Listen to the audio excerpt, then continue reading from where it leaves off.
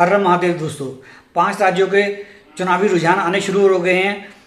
इन 5 राज्यों में 3 राज्यों में भारतीय जनता पार्टी की सरकार बनती हुई दिख रही है और बहुत ही अच्छा प्रदर्शन भारतीय जनता पार्टी का असम और बंगाल में रहा है। सबसे पहले बात करते हैं पश्चिम बंगाल की। पश्चिम बंगाल में 15 साल बाद जो है ममता बनर्जी का जो सरकार उभरती हुई नजर आ रही है और भारतीय जनता पार्टी की सरकार आती हुई नजर आ रही है। दोस्तों, 15 वर्ष जो शासन रहा ममता बनर्जी का, पहले ममता बनर्जी के बारे में जान लेते हैं कि ममता बनर्जी कौन है। ममता बनर्जी जो है एक पुरानी कांग्रेसी है। ये पहले कांग्रेस में हुआ करती थी।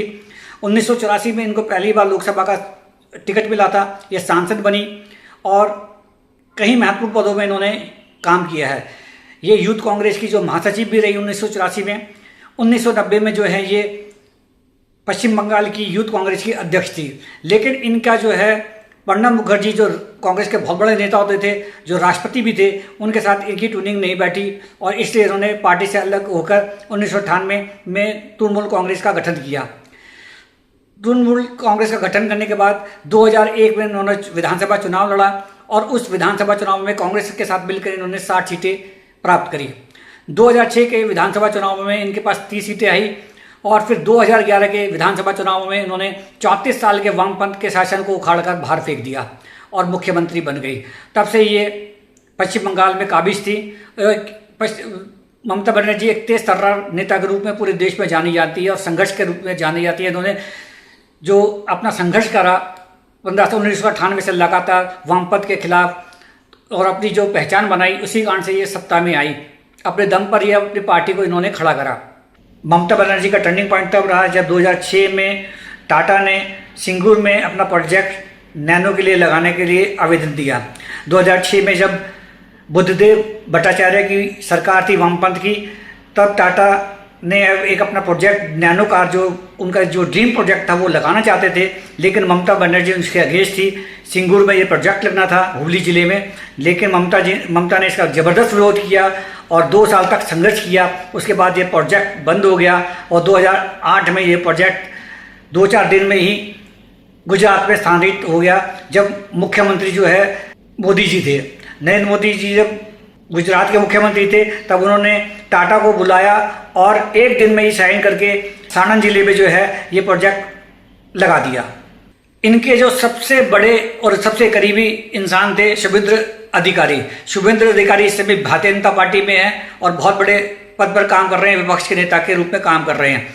आज जो भारतीय जनता पार्टी की जीत हुई है, इसमें सबसे बड़ा रोल शुभेंद्र अधिकारी का है। शुभेंद्र अधिकारी जो इनके सबसे करीबी नेता होते थे, इनके सारे राज जानते हैं, किस प्रकार की इनकी कार्यकर प्रणाली है काम करने की ममता बनर्जी की। उनका सारा इनको मालूम रहता है कि किस प्रकार से ममता बनर्जी का काम करने का तरीका है। उसका लाभ भारतीय जनता पार्टी को मिला।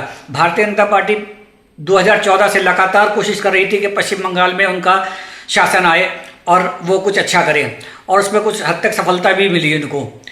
2016 में जो है भारतीय जनता पार्टी की 3 सीटें आई, 2021 में 77 सीटें आई और इसमें सबसे बड़ा जो भूमिका निभाई थी वो कैलाश विजयवर्गीय जो महासचिव होते थे भारतीय जनता पार्टी के, उनकी भूमिका रही थी। क्योंकि शुभेंद्र अधिकारी को लाने वाले कैलाश विजयवर्गीय थे।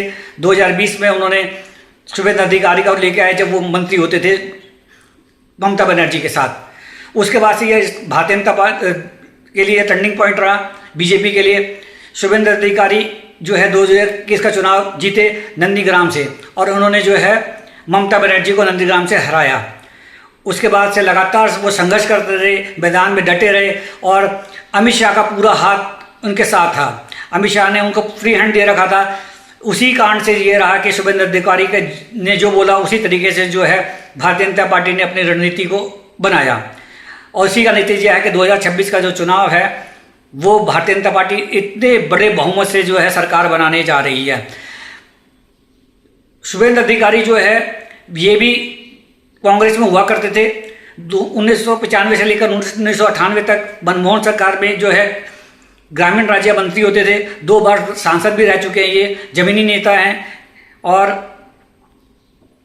ममता बनर्जी के साथ काफ़ी इन्होंने जो है काम किया है। तो इसलिए हर जानकारी इनको पता है कि किस प्रकार से ममता बनर्जी का काम का करने का तरीका है। उसका लाभ जो है भारतीय जनता पार्टी ने लिया है और लगता है कि अब जो स्पष्ट बहुमत जब आ जाएगा उसके बाद जो है शुभेंद्र अधिकारी ही भारतीय जनता पार्टी के मुख्यमंत्री होंगे, ऐसा लगता हुआ महसूस हो रहा है, क्योंकि इनके कद का नेता भी भारतीय जनता पार्टी के पास कोई नहीं है और इन्हीं की रणनीति के आगे जो है भारतीय जनता पार्टी लगभग जो है 200 सीटें लेकर आई है। तो 34 साल का जो शासन था वामपंथ का वो उखाड़ा ममता बनर्जी ने, और 15 साल का जो ममता बनर्जी का शासन था उसको उखाड़ा शुभेंद्र अधिकारी ने। तो वामपंथ को उखाड़ना भी बहुत मुश्किल काम था, और उसी प्रकार से ममता बनर्जी को उखाड़ना भी एक भारतीय जनता पार्टी के लिए बहुत बड़ी चुनौती थी। इसके लिए जो है अमित शाह की चाणक्य नीति वो काम आई। अमित शाह ने पूरा समय जो है बंगाल में दे रखा था, और विनोद बंसल जो है इस समय संगठन मंत्री थे, उन्होंने भी अपना पूरा समय लगा रखा था। और इससे पहले कैलाश विजयवर्गीय ने भी अपनी बहुत अच्छी संगठनकर्ता के रूप में काम किया वहाँ पर। तो आज जो है भारतीय जनता पार्टी का परचम जो है वो लहराता हुआ नजर आ रहा है। जो पिछले 15 साल से जो अमित शाह की रणनीति थी वो सफल होती नजर आ रही है।